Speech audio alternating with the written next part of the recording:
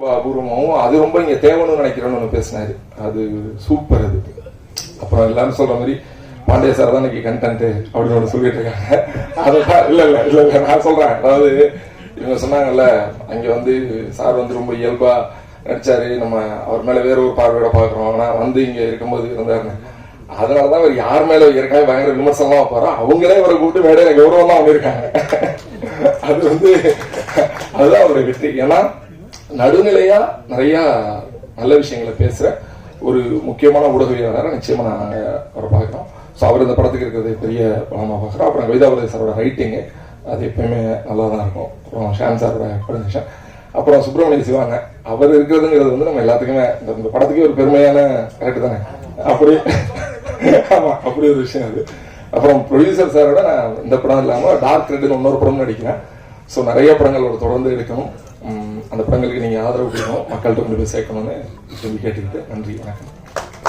தலைவர்களிலேயே ஒரு கூட்டத்தை எப்படி கையாள வேண்டும், ஊடகத்துறையினருக்கு எந்த அளவுக்கு சுதந்திரத்தையும் எந்த அளவுக்கு சிக்கல் இல்லாத ஒரு கூட்டத்தையும் தர வேண்டும் என்பதில் மிகவும் குறிப்பாக எல்லாத்தையும் உணர்ந்து எந்த சிக்கலும் இல்லாமல் பார்த்துக் கொள்ளக்கூடிய ஒரு தலைவர் கலைஞர் அவர்கள். அவர் எந்த கூட்டத்திற்கு வந்தாலும் மற்ற தலைவர்கள்லாம் கூட்டத்தில் 2 மணி 1 மணி 3 மணிக்கெல்லாம் போய் பேசுவாங்க. அவர் மட்டும் அப்படி இல்லை. எல்லா கூட்டங்களிலும் 10 மணிக்குள்ள அவர் பேசி முடிச்சிருவாரு.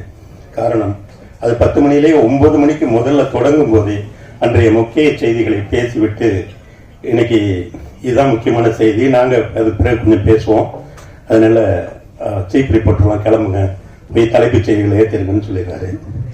அந்த மாதிரி ஒரு நாளைக்கு 4 பிரஸ் மீட் 5 பிரஸ் மீட் எல்லாம் பார்த்துட்டு வந்து மிகவும் நெருக்கடிகளோடு உட்கார்ந்திருக்கிற உங்களுக்கு உங்கள் கஷ்டம், உங்கள் சிக்கல்கள் அந்த இடத்துல இருந்து புரிந்து வந்தவன் நான் என்பதால் மிகச் சுருக்கமாக பேசி விடுகிறேன். சுருக்கமாக பேசுறேங்கிறது தான் இவ்வளவு நீளமா பேசியிருக்கேங்கிறது நீங்க புரிஞ்சுக்கணும். ஒரு பொது புத்தியில் என்ன சொல்லப்பட்டிருக்கிறதோ, என்ன எழுதப்பட்டிருக்கிறதோ, பொது சமூகம் எதை புரிந்து கொண்டிருக்கிறதோ, எதை எப்படி நடத்துகிறதோ அதை அப்படியே சொல்வதற்கு ஒரு கலை படைப்பு தேவையில்லை. கலை சாமானியர்களுக்கானது, சரியாக சொன்னால் மைனாரிட்டிகளுக்கானது. பொதுவா நமக்கு இப்போது இந்த தலைமுறைக்கு நாம் உட்பட சட்டத்தின் மீதும் நீதியின் மீதும் நம்பிக்கை குறைந்து வருகிறது, அல்லது நீதிக்காக காத்திருக்கிற பொறுமை நமக்கு குறைந்திருக்கிறது. எந்த குற்றம் நடந்தாலும் நாம் விரும்புகிற நியாய தீர்ப்பு என்னன்னா, அவங்கள என்கவுண்டர்ல போட்டணும் அப்படிங்கிறது தான் இன்றைக்கு மொத்த சமூகம் மொத்த நாடும் எதிர்பார்க்கிறது. அது என்கவுண்டர்னா என்ன அப்படியெல்லாம் ஒன்றும் இல்லை. சாதாரண மாவுக்கட்டு கையங்காலையும் போட்டு போலீஸ் ஸ்டேஷன் ஒருத்தர் வந்து அடுத்த நாள் மாவுக்கட்டு போட்டு கூட்டிட்டு வந்துட்டான்னா நமக்கு பாதி நீதி வென்று விட்டதாக நாம் நம்புகிறோம். அதுல காசு இல்லாதவனுக்கு உண்மையான கட்டு, பணம் இருக்கிற குற்றவாளிகளுக்கு அந்த கட்டுக்குள்ள ஒண்ணு இருக்காது, வெறும் கட்டுத்தான் இருக்கும் என்பது நம்மில் பலருக்கு தெரிந்திருக்கு, நியாயமில்லை. அப்படி என்கவுண்டரையும் மரணத்தையும் உடனடி தண்டனையாக கருதுகிற இந்த சமூகத்தில் இந்த படம் நீதி தருகிற, நீதிமன்றம் தருகிற மரண தண்டனையே வேண்டாம், அதை மீண்டும் மறுபரிசீலனை செய்யுங்கள் என்பதை பேசுகிறது. அந்த வகையில் தயால் பத்மநாபன் வெறும் ஒரு வணிகத்திற்கான இயக்குனர் அல்ல, அவர் இந்த சமூகத்திற்கான பொறுப்பை உணர்ந்து படத்தை எடுத்திருக்கிற இயக்குனர். அவர் கன்னடத்தில் தனக்கென ஒரு பாணியை வைத்து, தனக்கென ஒரு வட்டத்தை வைத்து, இங்கு நாம் யாரையெல்லாம் போற்றுகிறோமோ போற்றினோமோ அந்த போற்றப்படுகிற ஒரு இயக்குனராக தமிழ்நாட்டிலிருந்து போய் கன்னடத்தை வெற்றி கொண்டிருக்கிற ஒரு இயக்குனர். அவருக்கு உங்கள் அனைவர் சார்பாக நான் வாழ்த்துக்களை தெரிவிக்கிறேன். தெரியல, அதுக்காக தான் கடைசி சீட்ல ஓரமா உட்காந்தேன், உங்களுக்கு எல்லாம் கட் பண்றதுக்கு ஈஸியா இருக்கும் அப்படின்னு சொல்லிட்டு. நடுவுல வேற தூக்கி வச்சா வந்து இப்ப வந்து தர்புகாசிவா வேற கட் பண்ண முடியாது, அவர் தான் அதை மாற்றி விட்டாங்கன்னு. நான் அந்த விவரம் தெரிஞ்சு நான் எவ்வளவு வருஷம் இந்த வருஷத்துல உட்காந்துருக்கேன், 27 வருஷமா அந்த இடத்துல உட்கார்ந்துருந்தேன். ரொம்ப ஆச்சரியமா இருக்கு எனக்கு. முன்னாடி வந்து உங்களிலேயே இருந்து வந்த ஒருத்தன் அப்படிங்கிறனால ரொம்ப ஒரு ஹாப்பியான மொமெண்டா இருக்குது. அன்னைக்கு வந்து நாங்கள் உள்ளே வரும்போது எல்லாமே பேப்பரும் பேனாவும் கையில் எடுத்து வச்சுட்டு நாங்கள் எழுதிட்டு இருப்போம். அது வந்து ஷார்ட் ஹேண்ட் படிக்கலை. நான் வந்து அண்ணன் மாதிரி பெரிய சீனியர் ஜேர்னலிஸ்ட் எல்லாம் வந்து கடகடன்னு அடிக்கும்போது நாங்கள் வந்து எழுத்தில் வந்து எழுதிட்டு ஒரு குறிப்பான வார்த்தையெல்லாம் எழுதி பண்ணிக்கிட்டு இருக்கோம். அதுக்கப்புறம் எங்கள் காலத்தில் தான் வந்து டெலிவிஷன் வந்துச்சு. அப்போ டெலிவிஷன் மீடியாவுக்கும் எங்களுக்கும் பொறாமையாக இருக்கும். அவங்க வந்து அரசியல்வாதிலாம் பேட்டி கொடுக்கும்போது டிவி சேனல்ஸ் பேர சொல்லி அவங்கெல்லாம் வந்துடலாம் அப்புறம் கொடுப்போம். அப்போ நாங்கள்லாம் யார் அப்படின்னு சண்டைக்கு வேற போகிறோம். இப்போ பேப்பரும் போயிடுச்சு, கேமராவும் போயிடுச்சு, மொபைல் வந்து முன்னாடி நிற்குது. அது அடுத்தடுத்த கட்டத்துக்கு போய் நிற்குது. ப்ரெஸ் ஷோ அப்படின்னு தனியாக ஒன்று போடுறாங்க, இன்ஃப்ளூயன்சர் ஷோ அப்படின்னு தனியாக போடுறாங்க. நடுவில் ஒரு ஷோ போடுவாங்க போல. பெரிய அளவில் டெவலப் ஆகி இருக்குது. அதனால கொஞ்சம் வச்சு செய்யாமல் கொஞ்சம் பார்த்து செய்யுங்க. நாளைக்கு நான் முதலமைச்சரானா உங்களெல்லாம் நல்லா கவனிச்சுக்கிடுவேன். பன்னீர் அண்ணன் வந்து கேமராமேன், அவங்களுக்கு தான் நான் வந்து முழு நன்றியை சொல்லணும். அது வந்து ரொம்ப பியூட்டிஃபுல்லாக என்னையும் பார்க்கும்படியாக காட்டினவர். ஏன்னா நேர்கொண்ட பார்வையோ ரணசிங்கமோ மற்ற படங்கள்லாம் வந்து அந்தந்த நட்சத்திரங்கள் கூட நடித்ததுனால நமக்கு வந்து ஒரு வெளிச்சம் கிடைச்சிருச்சு. இதில் வந்து ஒரு இருட்டான அறை, ஒரு விடிகாலை பொழுது, அது வந்து ஒரு 4க்கு 4 அறை.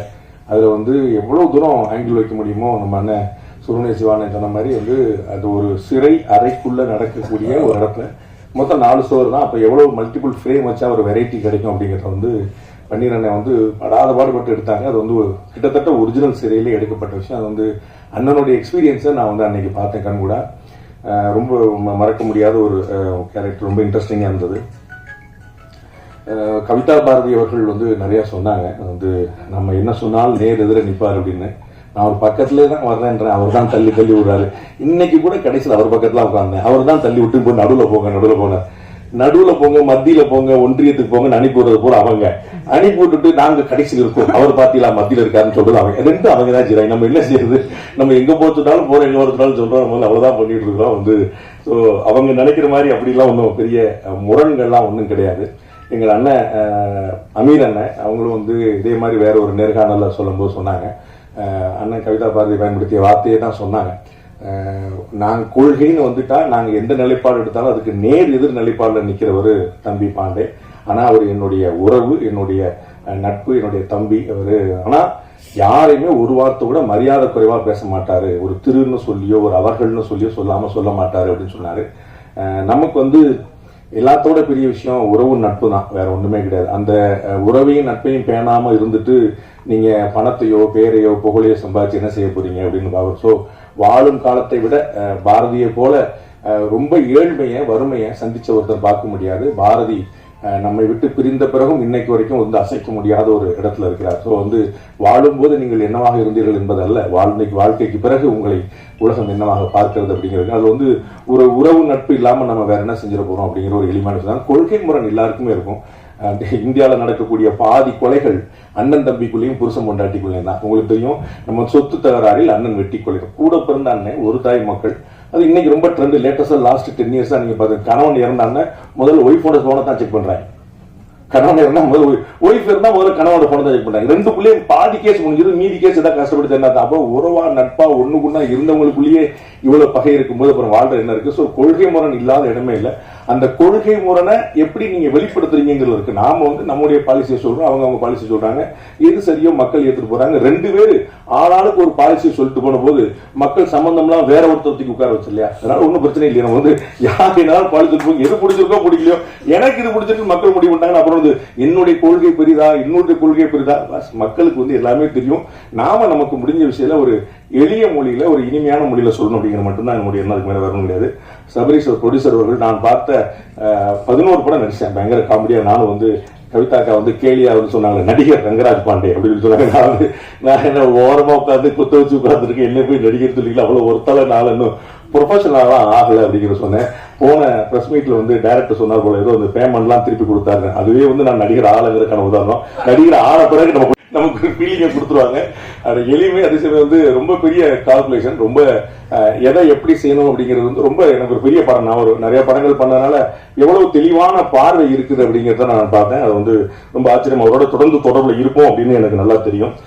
லிசி அவங்களோட நடிக்கிறதுக்கான ஒரு சந்தர்ப்பம் கிடைச்சது. அவங்களும் சொன்னாங்க பாண்டே வந்து அந்த பக்கம் ஆச்சு. அது லிசி அதுக்கு முன்னாடி எனக்கு தெரியவே தெரியாது. நான் பாருங்க எவ்வளவு ஓரமா உட்காந்துருக்கேன். வந்தோடனே நீ அந்த கட்சி தானே அப்படின்னா, நான் எந்த கட்சியுமே கிடையாது, நம்பவே மாட்டேன். அந்த கட்சிக்காரன் நம்ப மாட்டான், மற்ற கட்சிக்காரன் நம்ப மாட்டான். நம்மளோட எவ்வளவு கஷ்டமாயி போச்சு பாருங்க. சரி, அந்த கட்சிக்காரன் நம்மளை வளர்த்து வந்தாலும் அதுவும் உங்களுக்கு எல்லாம் போயிட்டு என்ன நடிப்பு அப்பா. எனக்கு வந்து உண்மையிலேயே நான் நடிச்சதை பத்தி அவங்க சொன்னாங்க, என்னை நடிக்க விடாம பண்ணிட்டாங்க அவங்க.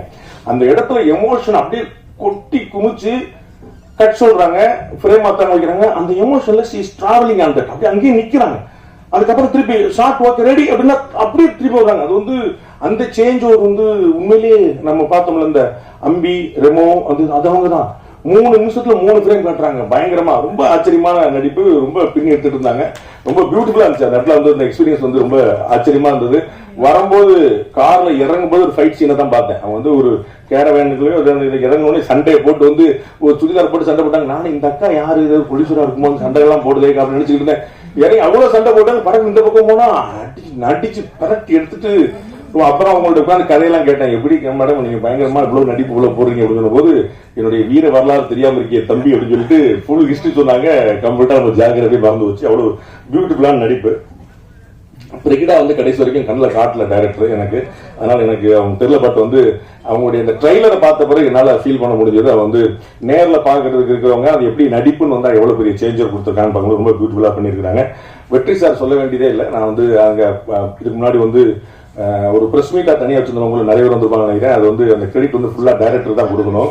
நம்ம சேனல்ஸ் இன்டர்வியூஸ் வந்து கொடுக்கும்போது 12 மணி நேரம் 15 இன்டர்வியூ அடி நாக்கு தள்ள அடிச்சு ப்ரொடியூசர் வந்து இல்ல சார் நீங்க கோஆபரேட் பண்ணுங்க சார், டைரக்டர் வந்து அடிச்சு விடவே இல்லை, அசரவே இல்லை. முதல்ல நாங்க 4 பேர் பேட்டி கொடுக்க ஆரம்பிச்சோம். 4 பேட்டிக்கு அப்புறம் வந்து 3 பேர் பேட்டி கொடுக்க ஆரம்பிச்சோம். 8 பேட்டிக்கு அப்புறம் 2 பேர் பேட்டி கொடுக்க ஆரம்பிச்சோம். இன்னைக்கு விட மாட்டேன், 4 கிளம்பி தான் பார்த்தேன். டைரக்டர் விட்டவே மாட்டேன். கதற இன்னைக்கு சிஎம் பேசினார்ல அசம்பிளில, அந்த மாதிரி வந்து கதற அடிச்சு 15 பேட்டி கொடுத்த அப்புறம் நம்ம வெளியே அனுப்புனாங்க. அப்போ வந்து நான் சொன்னேன், அந்த பேட்டில சொன்னதுதான், அது வந்து திரு வெற்றி அவர்களுடைய கண்ணு பேசுது. அது வந்து ஒரு பெரிய அளவுல வந்து ஒரு ரியாக்டிவான ஈஸா இருக்கு. அது வந்து ஒரு ஆபீசர்கிட்ட பேசுறதுக்கும் ஒரு அம்மாட்ட பேசுறதுக்கும் அந்த சேஞ்ச் வந்து ரொம்ப பியூட்டிஃபுல்லா காட்டுறாரு. ரொம்ப ஆச்சரியமான நடிப்பு இருப்பாரும். மற்ற ஜாலியான விஷயங்கள்லாம் ஒரு நிறைய இருக்கு அவருக்கு வந்து. பட் இந்த சீரியஸான விஷயத்த ஒரு டயலாக்கா டெலிவரி பண்றதுல வந்து ரொம்ப பெரிய லென்த்தி டயலாக்ஸ் உங்களுக்கு தெரிஞ்சிருக்கும். அதை நேர்கொண்ட பார்வை படத்திலேயே அஜித் சார் சொல்லியிருந்தாங்க 6 படத்துக்கான டைலாக்ஸ் அந்த ஒரே படத்தில் வச்சுட்டாங்க அப்படின்னு. கோர்ட் சீன் இருந்தா அப்படி இருக்கும். அதே மாதிரி தான் இதுலயும் பாத்தீங்கன்னா ஏகப்பட்ட டைலாக். அது வந்து ஒரு ஃப்ரேம் கூட நான் பேப்பரை பார்க்கவே இல்லை. நான் கையிலே பேப்பர் நீமா உட்கார்ந்து பேப்பர் சார் சொன்னார்ல, கவிதா பாரதி சொன்ன கேரவனுக்கே போல எங்க போக எனக்கு தான் அடுத்த டைலாக் சொல்லுமே பீதியிலே வச்சிருந்தாங்க நம்மள. ஏன்னா டைரக்ட் வந்து ரொம்ப மெட்டிகுலஸா பிளான் பண்ணிருக்காரு. அதாவது மைனூட்டா பிளான் பண்ணிருக்காரு. எங்கேயுமே வேஸ்டேஜ் இருந்துடக்கூடாதுன்னு எடிட்டர் சாருக்கு வந்து கொஞ்சம் கம்மியான வேலை தான் இருந்திருக்கும்னு நினைக்கிறேன். அந்த அளவுக்கு வந்து ஃபுல்லா ரொம்ப பிளான் பண்ணி இதுதான் அவங்க ஃப்ரேமையே முதலே முடிவு பண்ணிட்டாங்கனால ரொம்ப ஆச்சரியமா இருந்தது. அந்த ஒர்க்கு ரொம்ப பியூட்டிஃபுல்லா பண்ணோம். அது வந்து மறக்க முடியாது.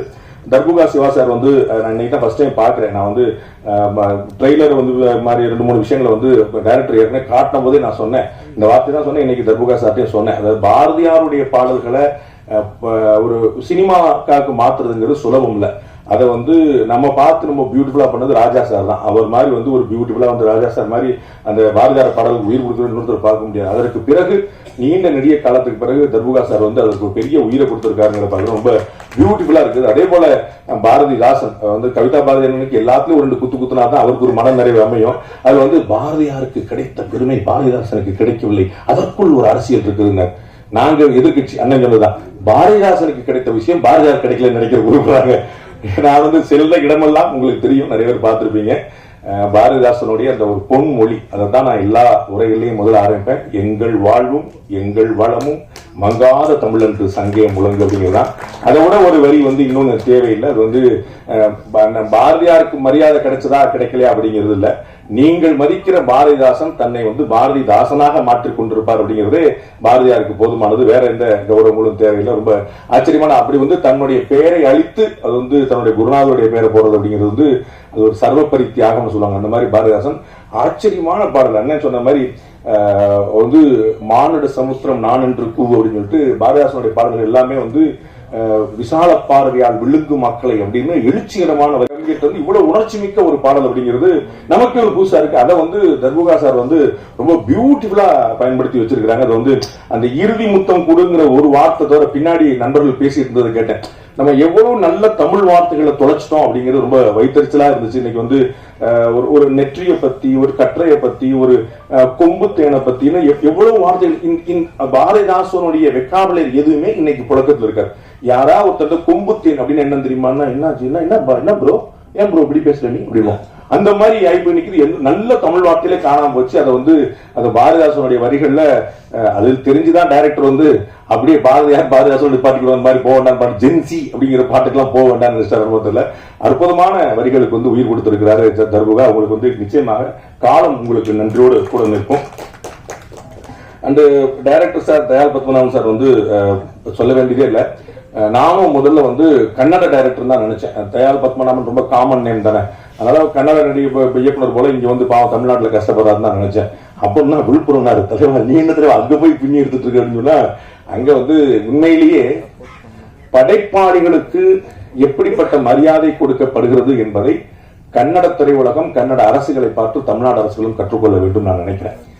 ஏன் அப்படின்னா ஒரு 7-8 வருஷமா அவார்டே கொடுக்கல அப்படின்னு மொத்தமா கொடுக்குற பழக்கம்லாம் இங்க இருக்குது. அங்க வந்து எவ்வளவு பெரிய கௌரவம் வந்து எழுத்தாளர்களையும் படைப்பாளிகளையும் அமர வைத்து உட்கார வைத்து முதலமைச்சர்களும் அதிகாரிகள் வந்து நின்று கொண்டு விருது கொடுக்குற மாதிரி காட்சியெல்லாம் நம்ம பார்க்கிறோம். அதெல்லாம் வந்து கற்பனை செய்ய முடியாத ஒரு உயரம். படைப்பாளியை கேரளாவில் அந்த மாதிரி விஷயங்கள் இருக்கு. ஒரு கலைஞனை, ஒரு படைப்பாளியை அவன் தான் வந்து சமூகத்தை சீரமைக்கிறான், சமூகத்தை கட்டமைக்கிறான் அப்படிங்கிற ஒரு ஆழமான உண்மை தெரிந்ததுனால அவ்வளவு பெரிய கௌரவம் கிடைக்குது. இங்கே வந்து கலையினாலும் திரையினாலும் தான் பல அரசியலுக்கே வந்திருக்கிறாங்க. அரசியல் பெரிய வெற்றிடங்களை வந்து நிரப்பியிருக்கிறாங்க அப்படின்னு பார்க்கும்போது அங்க இன்னும் அந்த மாதிரியான படைப்பாளிகளுக்கான கௌரவம், எழுத்தாளர்களுக்கான கௌரவம், இலக்கியவாதிகளுக்கான கௌரவம் இன்னமும் அதிகரிக்க வேண்டும் நினைக்கிறேன். நம்ம வந்து பாரதியார் போல வந்து நம்ம வந்து இல்ல நமக்கு வந்து கவனிக்கிறதுக்கு ஆள் இல்லை அப்படிங்கிற மாதிரி இல்லாம வந்து அப்ப உனக்கு என்னப்பா புலவர், உனக்கு என்னப்பா கவிஞர், உனக்கு என்னப்பா தமிழ் இருக்கு, தமிழ் சோறு போடும், கலை சோறு போடும், இலக்கியம் சோறு போடும் அப்படிங்கிற ஒரு நிலைமை ஏற்படுத்தணும். அப்பதான் தமிழ் வாழும். அந்த மாதிரி ஒரு ஆச்சரியமான ஒரு இயக்குனர். நான் வந்து அவருடைய மெட்ரிகுலஸ் பிளானிங் வந்து பார்த்தேன். நான் வந்து ப்ரொடியூசர்ட்ட அவ்வளவு போந்து சொல்லியிருக்கிறேன் டைரக்டரை பத்தி, பயங்கர ஆச்சரியங்க அப்படின்னு சொல்லிட்டு. நான் வந்து அடுத்தடுத்த படங்கள்ல வந்து அவங்க எப்படி எல்லாம் பண்றாங்க, அவங்க வந்து தயாளன் சார் மாதிரி பண்றாங்களா பார்க்க ஆரம்பிச்சேன். அவ்வளவு தூரம் அறிவே கிடையாது எனக்கு சினிமா பத்தி. இருந்தாலும் அப்படி பார்த்து அப்படி பண்றாங்க. அவ்வளவு வெல் பிளான்டு, கம்ப்ளீட்டா எல்லாமே ஸ்ட்ரக்சர்ட் பண்ணிருக்காங்க. எதுவுமே புதுசா அந்த கட்டத்துல வந்து மாத்திரம் அப்படிங்கிறது கிடையாது. ஃப்ரேம்ல இருந்து எல்லாமே அவ்வளவு ரொம்ப மெட்டிகுலஸா பண்ணிருக்காங்க. எல்லாருக்கும் தெரியும் உங்களுக்கு 20 நாள்ல படம் முடிச்சாரா, 21 நாள்ல படம் முடிச்சாரா, அவருடைய பேட்டர்னே அப்படிதான் இருக்குங்கிறத நம்ம பாக்குறோம்.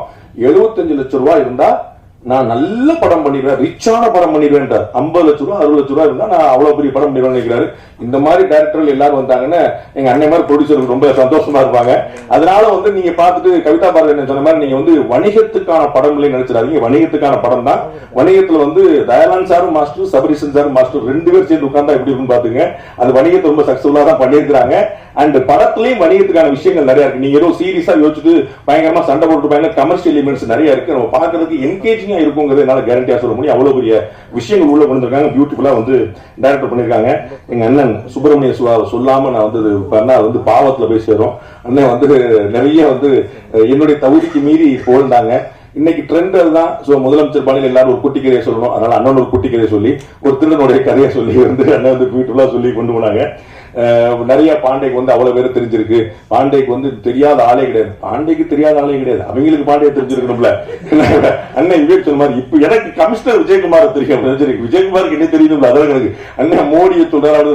அப்படிலாம் நம்ம வந்து இன்னுமா இந்த உலகம் நம்ம நம்பிக்கிட்டு இருக்கு அப்படின்னு சொல்லிட்டு ரைட் சொல்லா போனா போய்கிட்டே நம்ம நம்பர் வரைக்கும் சந்தோஷம் போயிட்டு இருக்கோம். நானும் வந்து இதே போல ஒரு எளிமையான ஒரு பத்திரிகையாளர் தான்.